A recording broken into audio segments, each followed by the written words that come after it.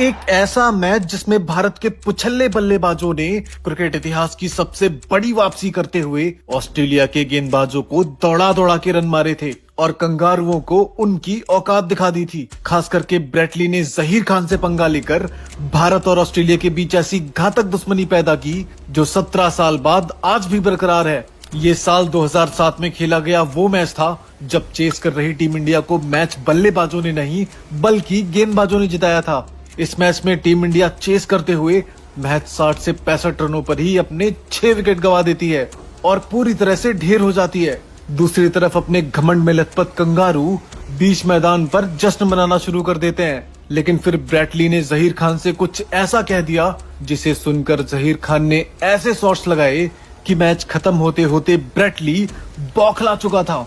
दोस्तों, इस thrilling match की कहानी बहुत ही खतरनाक है, इसलिए इस वीडियो को पूरा जरूर देखना। मुंबई के वानखेड़े स्टेडियम में टॉस होता है और रिकी पॉन्टिंग टॉस जीतकर पहले बल्लेबाजी करने का डिसीजन लेते हैं और ऑस्ट्रेलिया की तरफ से ओपन करने आते हैं माइकल क्लार्क और एडम गिलक्रिस्ट, यानी ऑस्ट्रेलिया के वो खूंखार बल्लेबाज जो किसी भी बॉलिंग अटैक के लिए एक काले सपने जैसे थे। वहीं हमेशा की तरह इनिंग का पहला ओवर धोनी जहीर खान को देते हैं, जिनकी हवा में लहराती हुई गेंदों का कोई जवाब नहीं होता था। कहा जाता है कि जहीर खान जैसा स्विंग बॉलर भारत में आज तक पैदा नहीं हुआ। बहुत सारे गेंदबाजों ने जहीर खान के एक्शन की नकल तो की, लेकिन जहीर खान जैसा कोई नहीं बन पाया। खैर, दर्शकों के सैलाब के साथ मैच शुरू होता है, लेकिन मैच शुरू होते ही जहीर खान पहली ही बॉल पर माइकल क्लार्क को एलबीडब्ल्यू आउट कर देते हैं और अब दर्शकों का शोर 7वें आसमान तक पहुंच जाता है। अब क्लार्क के आउट होने के बाद मैदान पर वो दानव उतरता है जिसे इंडियन बॉलर्स का काल भी कहा जाए तो कोई बड़ी बात नहीं होगी। जी हाँ, रिकी पॉन्टिंग, जो हमेशा ही भारत के गेंदबाजों के लिए काल बनकर मैदान में उतरता था। और तो और रिकी पॉन्टिंग भारत से मैच जीतने के लिए किसी भी हद तक जाने को तैयार रहता था। कहा तो ये भी जाता है कि 2003 वर्ल्ड कप फाइनल में पॉन्टिंग अपने बैट में स्प्रिंग लगाकर आया था। यहाँ तक कि आज भी पॉन्टिंग कुछ उसी मूड में आया था और आते ही रिकी पॉन्टिंग ने भारतीय गेंदबाजों पर धावा बोलना शुरू कर दिया। पहली गेंद पर विकेट गिरने के बावजूद भी पॉन्टिंग की बल्लेबाजी में कोई ठहराव नहीं दिख रहा था। वो लगभग हर एक गेंद को बाउंड्री के बाहर भेजने की फिराक में था। इस तरह रिकी पॉन्टिंग की ताबड़तोड़ बल्लेबाजी के चलते ऑस्ट्रेलिया महज 8वें ओवर में ही 50 रन के आंकड़े को छू लेती है। हालांकि अभी दूसरे छोर पर खड़े एडम गिलक्रिस्ट का तांडव शुरू होना अभी भी बाकी था। इसके बाद गिलक्रिस्ट ने भी अपने हाथ खोलने शुरू कर दिए और अब ये दोनों स्कोर बोर्ड को तेजी से आगे बढ़ा रहे थे। तभी मास्टरमाइंड MS धोनी अपना तुरुप का इक्का निकालते हैं और गेंदबाजी इरफान पठान को सौंप देते हैं और इरफान पठान ओवर की दूसरी ही गेंद पर एडम गिलक्रिस्ट को भज्जी के हाथों कैच आउट करवा देते हैं और इस तरह 10वें ओवर में ऑस्ट्रेलिया 60 रन के स्कोर पर अपना दूसरा विकेट गंवा देती है और अब नंबर 4 पर बल्लेबाजी करने उतरते हैं ब्रैड हॉग, जो पॉन्टिंग के साथ मिलकर पारी को आगे बढ़ाते हैं। वहीं आज रिकी पॉन्टिंग तो मानो बल्ले से आग उगलने में लगा हुआ था। उस पर विकेट गिरने का किसी तरह का कोई असर नहीं पड़ रहा था और वो मानो आज भारतीय गेंदबाजों को कोई सबक सिखाने आया था। रिकी पॉन्टिंग की ताबड़तोड़ बल्लेबाजी की बदौलत ऑस्ट्रेलिया सिर्फ 15वें ओवर में ही 100 रन के आंकड़े को छू लेती है, लेकिन कंगारुओं के पतन का असली खेल तो अभी बाकी था। एक ऐसा खौफनाक पतन जिससे पूरा ऑस्ट्रेलियाई खेमा अभी तक अनजान था। दरअसल ऑस्ट्रेलिया का स्कोर बोर्ड तेजी से आगे बढ़ ही रहा था कि तभी MS धोनी ने गेंद मुरली कार्तिक को सौंप दी, जो कि एक जबरदस्त लेग स्पिनर थे। हालांकि इनसे आज पूरे देश के साथ साथ टीम इंडिया को भी कुछ खास उम्मीद नहीं थी, क्योंकि इस पिच पर स्पिनर्स के लिए कोई हेल्प नहीं थी और इस मैच से पहले ही मुरली कार्तिक की 11 खिलाड़ियों में जगह को लेकर तरह तरह के सवाल उठ रहे थे और एक कारण ये भी था कि मुरली कार्तिक के अंगूठे के साथ साथ कुछ उंगलियां भी चोटिल थी। लेकिन शायद आज वो कुछ अलग ही मकसद के साथ उतरे थे और जब ऑस्ट्रेलिया का स्कोर 117 रन पर होता है तभी मुरली कार्तिक ब्रैड हॉग को स्लिप में कैच आउट करा देते हैं और इस तरह कंगारुओं का तीसरा विकेट भी गिर जाता है। इसके बाद बल्लेबाजी करने आता है एंड्रू साइमंड्स, जो हमेशा ही भारतीय गेंदबाजों पर भूखे शेर की तरह टूटता था, लेकिन आज मुरली कार्तिक ने उसे पहली ही गेंद पर सचिन के हाथों कैच आउट करा दिया और इस तरह मुरली कार्तिक ने 2 गेंदों पर बैक टू बैक 2 कंगारू खिलाड़ियों को पवेलियन भेज दिया था। जहां एक छोर पर अब कंगारू बैटिंग लाइनअप ताश के पत्तों की तरह बिखर रही थी, तो वहीं दूसरे छोर पर पॉन्टिंग अभी भी खूंटा गाड़ कर खड़ा हुआ था। देखते ही देखते रिकी पॉन्टिंग अपनी 50 भी पूरी कर लेते हैं और पॉन्टिंग लगातार भारत के मंसूबों पर पानी फेर रहे थे। लेकिन इसी बीच आरपी सिंह की एक गेंद पर पॉन्टिंग भी धोनी को कैच थमा देते हैं और इस तरह 129 के स्कोर पर ऑस्ट्रेलिया अपना 5वां और सबसे इम्पोर्टेंट विकेट गवा देती है। रिकी पॉन्टिंग का विकेट लेने के बाद भारतीय खिलाड़ियों का जश्न साफ बता रहा था कि आखिर उन्होंने कितना बड़ा विकेट लिया है, क्योंकि रिकी पॉन्टिंग हमेशा ही भारत और उसकी जीत के बीच कबाब में हड्डी साबित होता था। खैर, इसके बाद ब्रैड हेडिन और जेम्स होप्स ऑस्ट्रेलिया की पारी को संभालने के लिए एड़ी चोटी का जोर लगा देते हैं। यहाँ तक कि कुछ ताबड़तोड़ शॉट्स भी लगाते हैं और आखिरकार इन दोनों की बदौलत ऑस्ट्रेलिया 30 ओवर तक 150 रन के आंकड़े को भी पार कर लेती है। लेकिन एक बार फिर से मुरली कार्तिक की गेम में एंट्री होती है और इस बार वो अपनी जादुई फिरकी से ब्रैड हेडिन और जेम्स होप्स दोनों को पवेलियन का रास्ता दिखा देते हैं। इसके बाद ब्रेटली को भी मुरली कार्तिक पहली ही गेंद पर बाहर का रास्ता दिखा देते हैं। इस तरह मुरली कार्तिक की आंधी में लगभग पूरी ऑस्ट्रेलियन टीम ढेर हो जाती है। हालांकि आखिर में मिचेल जॉनसन 2-4 अच्छे शॉट्स खेलते हैं, लेकिन मुरली कार्तिक के लाजवाब स्पेल के चलते कंगारू टीम 50 ओवर में सिर्फ 193 रन पर ही ऑल आउट हो जाती है, जिसमें मुरली कार्तिक ने अकेले ही 6 विकेट लिए थे। वहीं उस वक्त इंडिया की तरफ से मुरली कार्तिक का ये स्पेल ओडीआई फॉर्मेट का सबसे बेहतरीन स्पेल था। यानी जिस गेंदबाज पर टीम इंडिया में जगह को लेकर तमाम सवाल खड़े हो रहे थे, उसने सिर्फ एक ही पारी में इतिहास रचकर सबका मुंह बंद कर दिया था। खैर, अभी मैच खत्म नहीं हुआ था और भारत को ये मुकाबला जीतने के लिए 50 ओवर में 194 रन बनाने थे। वैसे तो ये रन चेस आज के हिसाब से एक मामूली सा रन चेस दिख रहा है, लेकिन उस दौर के ऑस्ट्रेलियन खूंखार गेंदबाजों के सामने कोई भी स्कोर मामूली नहीं होता था। जिस टीम में ब्रेटली और मिचेल जॉनसन जैसे जानलेवा गेंदबाज हों, उस टीम के खिलाफ एक एक रन भी आसमान से तारे तोड़ने जैसा होता था। और असली खेल तो अब शुरू होने वाला था। इसके अलावा लास्ट विकेट के दौरान हरभजन सिंह का ये कैच और उसके बाद गुस्से में उस बॉल को पैर से मारना और कंगारुओं पर चिल्लाना इस मैच को एक अलग दिशा में ले जा चुका था। स्कोर भले ही छोटा था, लेकिन कंगारू गेंदबाज अब अपनी जान की बाजी लगाने को तैयार थे। 194 रनों के जवाब में भारत की जवाबी कार्रवाई शुरू होती है और भारत की तरफ से ओपनिंग के लिए मास्टर ब्लास्टर के साथ दादा मैदान पर आते हैं। सचिन तेंदुलकर और सौरव गांगुली की वो ओपनिंग जोड़ी थी जिससे दुनिया की हर एक टीम खौफ खाया करती थी। हालांकि ऑस्ट्रेलिया के पास भी भूखे शेरों की कोई कमी नजर नहीं आ रही थी। वहीं मिचेल जॉनसन और ब्रेटली तो मानो भारतीय बल्लेबाजों का शिकार करने के लिए सालों से बेताब थे। मैच शुरू होता है और पॉन्टिंग पहले ओवर में ही गेंद ब्रेटली को सौंप देता है, जिसकी रफ्तार के साथ लहराती हुई गेंदें बड़े से बड़े बल्लेबाज के लिए किसी काल से कम नहीं होती थी। खैर, भारतीय बल्लेबाज पहला ओवर संभल कर खेलते हुए निकाल देते हैं, लेकिन पॉन्टिंग अगला ओवर मिचेल जॉनसन को सौंप देता है और मिचेल जॉनसन महज चौथी ही गेंद पर दादा को आउट कर देता है। और इसके बाद कंगारुओं का जश्न देखने लायक था। लेकिन ये तो सिर्फ एक शुरुआत थी और भारत की पारी का ढेर होना तो अभी शुरू भी नहीं हुआ था। इसके बाद सचिन का साथ देने के लिए दिनेश कार्तिक को भेजा जाता है, लेकिन वो भी ऑस्ट्रेलिया के खतरनाक अटैक को नहीं झेल पाते और 0 रन पर ही जॉनसन को अपना विकेट सौंप देते हैं। इस तरह सिर्फ 8 रन के स्कोर पर ही भारत अपने बैक टू बैक 2 विकेट गवा देता है। अब यहाँ से भारत के लिए मुसीबतें बढ़ती जा रही थी। हालांकि सचिन अभी भी क्रीज पर मौजूद थे, जिनसे पूरा भारत एक लंबी पारी की गुजारिश कर रहा था। इसी बीच विकेट गिरने के बाद नंबर 4 पर बल्लेबाजी के लिए आते हैं युवराज सिंह, जो हमेशा ही कंगारुओं की धुलाई करने के लिए पूरी दुनिया में विख्यात थे। लेकिन आज माजरा कुछ अलग था। आज एक एक गेंद को डिफेंस करना भी नामुमकिन सा लग रहा था। कुछ देर तक सब्र करने के बाद सचिन अब अपने हाथ खोलना शुरू कर देते हैं और बैक टू बैक कुछ शानदार शॉट लगाते हैं और अपनी क्लास का नजारा पेश करते हैं। भारत 10 ओवर के खेल तक जैसे तैसे करके 38 रन तक पहुंच जाता है और सचिन तेंदुलकर के इन चौकों से साफ नजर आ रहा था कि शायद अब यहाँ से भारत वापसी कर लेगा।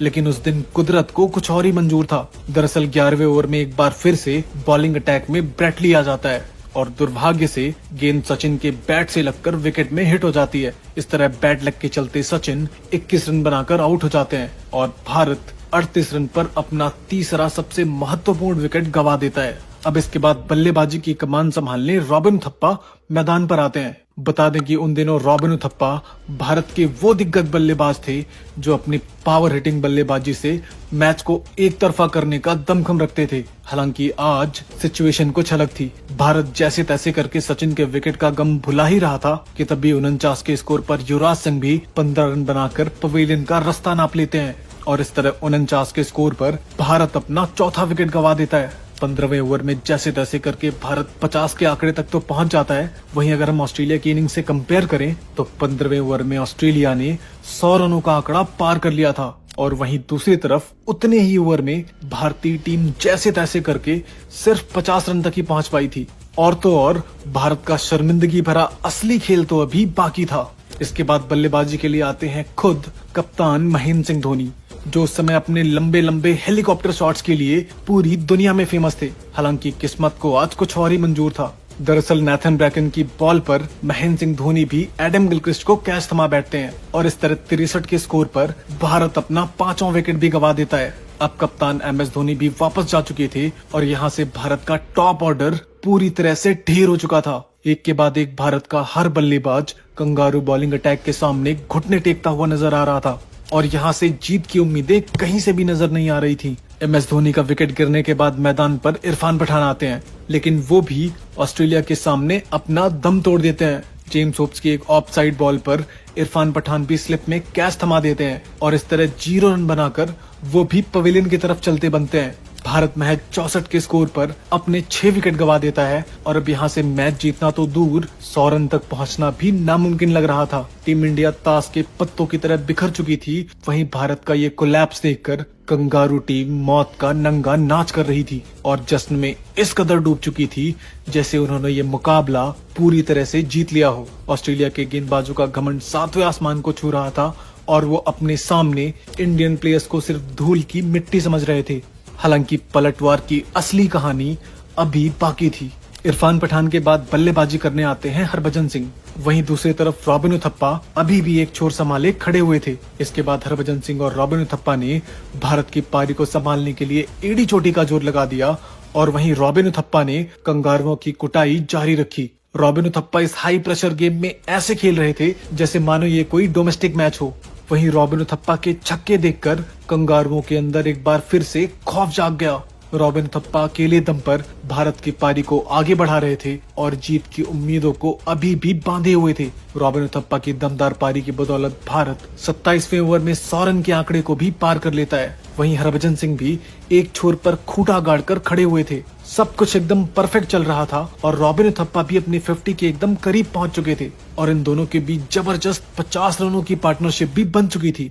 लेकिन तभी कुछ ऐसा हुआ जिसने मैदान पर बैठे हर एक भारतीय फैंस की धड़कनों को रोक कर रख दिया। दरअसल जब भारत का स्कोर 129 रन होता है तभी माइकल क्लार्क की बॉल पर रॉबिन उथप्पा LBW आउट हो जाते हैं और अंपायर भी उंगली उठाने से पहले एक बार भी नहीं सोचता है। इस तरह भारत अपनी आखिरी उम्मीद यानी रॉबिन उथप्पा को भी गंवा देता है और इस तरह रॉबिन उथप्पा एक क्रूशियल मोमेंट पर 47 रन बनाकर वापस लौट जाते हैं। भारत को अभी भी जीत के लिए 65 रनों की जरूरत थी और भारत के पास अब कोई भी मेन बल्लेबाज बैटिंग के लिए नहीं बचा था और भला गेंदबाजों से कोई कहां तक उम्मीद कर सकता है, क्योंकि सामने कोई ऐसी वैसी टीम नहीं बल्कि ऑस्ट्रेलिया की खतरनाक टीम थी जिसके सामने सचिन, गांगुली, युवराज और धोनी जैसे बल्लेबाज न टिक सके तो भाई गेंदबाजों की क्या ही बात करनी। लेकिन भारत के गेंदबाजों को उस दिन हार कतई मंजूर नहीं थी और शायद आज वो कुछ अलग ही इरादों के साथ उतरे थे।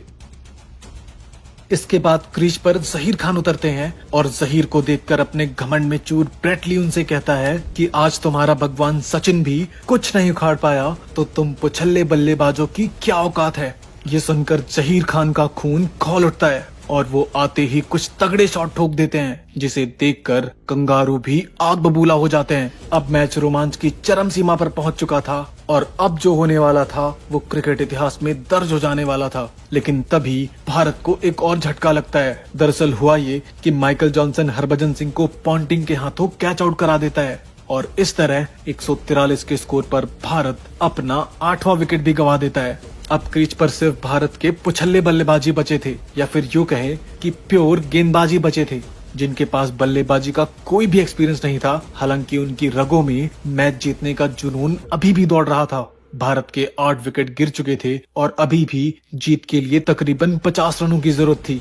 मैच पूरी तरह कंगारुओं की झोली में जा चुका था, लेकिन अब कुछ ऐसा होने वाला था जो कंगारुओं को खून के आंसू रुला देने वाला था। इसके बाद बल्लेबाजी करने आते हैं मुरली कार्तिक, जिन्होंने जहीर खान के साथ मिलकर पारी को आगे बढ़ाया। वहीं जहीर खान तो मानो आज कंगारुओं को धोने की कसम खाकर ग्राउंड पर आए थे। जहीर खान का बल्ला आज आग उगल रहा था। मैदान के हर कोने में जहीर खान बाउंड्री लगा रहे थे और इस तरह जहीर खान अपने बल्ले से ऑस्ट्रेलियन गेंदबाजों की कब्र खोद देते हैं। 41 ओवर का खेल अब खत्म हो चुका था और भारत 171 रन स्कोर बोर्ड पर टांग चुका था। यहाँ से भारत को जीत के लिए अब सिर्फ 23 रनों की जरूरत थी और तभी पॉन्टिंग अगला ओवर ब्रैटली को देता है। लेकिन जहीर खान आज पूरी तरह से फॉर्म में थे और जहीर खान आज ब्रैटली को उसकी औकात दिखाने की कसम खा चुके थे। और इसी बीच जहीर खान ने ब्रैटली को एक ऐसा छक्का जड़ दिया जिसने ब्रैटली की इज्जत की धज्जियां उड़ाकर रख दी। इस छक्के की फ्रस्ट्रेशन और गुस्सा ब्रैटली के चेहरे पर साफ देखा जा सकता था, क्योंकि ये वो छक्का था जो ब्रैटली अपनी लाइफ में कभी नहीं भूल पाए। कई सालों बाद दिए गए एक इंटरव्यू में भी ब्रैटली ने ये माना कि जहीर खान का ये छक्का वो आज तक नहीं भूल पाए। अब इसके बाद भी जहीर खान का तांडव जारी रहता है और जहीर खान मैच को करीब ले जाते हैं। अब मैच उस मोड़ पर पहुंच चुका था जहां एक बाउंड्री मैच को भारत की तरफ ला सकती थी तो वहीं एक विकेट ऑस्ट्रेलिया को मैच जिता सकता था। हालांकि मुरली कार्तिक भी जहीर खान का अच्छा साथ देते हैं और टीम इंडिया को जीत के मुहाने पर खड़ा कर देते हैं। और फाइनली मुरली कार्तिक के इस शॉट के साथ भारत इस मैच को कंगारुओं के जबड़े से छीन लेता है और इसी के साथ एक ऐतिहासिक जीत दर्ज करता है। वहीं लगभग 99% मैच को अपने नाम कर चुके कंगारू इस मैच को गंवा देते हैं। इस जीत के बाद भारतीय खिलाड़ियों का जश्न वाकई में देखने लायक था। वहीं कुछ देर पहले जश्न का नंगा नाच कर रहे कंगारू अब गम का मातम मना रहे थे। भारतीय गेंदबाजों ने अपनी ताबड़तोड़ बल्लेबाजी के बलबूते ऑस्ट्रेलियंस का घमंड जमीन में गाड़ दिया था और इस तरह भारत ने ऑस्ट्रेलिया के घमंड का जनाजा सजाकर उस पर अपनी फतह कायम की। आपकी जानकारी के लिए बता दो कि 1998 के बाद ऑस्ट्रेलिया के खिलाफ चेस करते हुए ये भारत की पहली जीत थी और यही वजह थी कि भारत ने इस जीत के लिए एड़ी चोटी का जोर लगा दिया था और सालों से चली आ रही कंगारू हुकूमत पर अपनी फतह कायम की। ये वही मैच था जिसने क्रिकेट फैंस को बता दिया था कि आखिर हाई वोल्टेज थ्रिलर मैच होता क्या है। इस ऐतिहासिक जीत के पीछे सबसे बड़ा योगदान था मुरली कार्तिक का, जिन्होंने चोट के बावजूद न सिर्फ 6 विकेट लेकर कंगारुओं को एक छोटे से स्कोर पर रोका बल्कि अपनी दमदार बल्लेबाजी से भारत को जीत भी दिलाई। यही वजह है कि इस मैच में मुरली कार्तिक को प्लेयर ऑफ द मैच से भी सम्मानित किया गया। वहीं जहीर खान ने भी इस मैच में अपनी तूफानी बल्लेबाजी की बदौलत भारत को जीत तक पहुंचाया। लेकिन इसके अलावा भी एक प्लेयर था जो इस जीत का सबसे बड़ा फैक्टर था और वो प्लेयर था रॉबिन उथप्पा, जिसने असल मायने में परफेक्ट टाइम पर आकर भारत की लड़खड़ाती पारी को संभाले रखा और पूरी तरह ढेर हो चुकी भारतीय टीम को बचाए रखा। साथ ही रॉबिन उथप्पा ने 47 रनों की ताबड़तोड़ पारी खेली, जिसकी बदौलत भारत इस मुकाबले में बना रहा और जीत के शिखर पर पहुंचा। देखा जाए तो उथप्पा ने भारत के लिए न जाने कितनी इम्पोर्टेंट पारी खेली है, लेकिन आज वो इंडियन क्रिकेट में सबसे ज्यादा अंडररेटेड प्लेयर माने जाते हैं। वैसे अब भारत के पुछल्ले बल्लेबाजों की इस पारी को 10 में से कितने नंबर देना चाहेंगे, हमें कमेंट में जरूर बताएं। इसके अलावा जहीर खान भी इस जीत के पीछे सबसे बड़े फैक्टर थे, क्योंकि वही एकमात्र बल्लेबाज थे जिन्होंने अंतिम समय पर भारत को जीत तक पहुंचाया। वैसे दोस्तों, आपके हिसाब से इस मैच में भारत की जीत का सबसे बड़ा फैक्टर कौन था, हमें कमेंट में जरूर बताना। इसे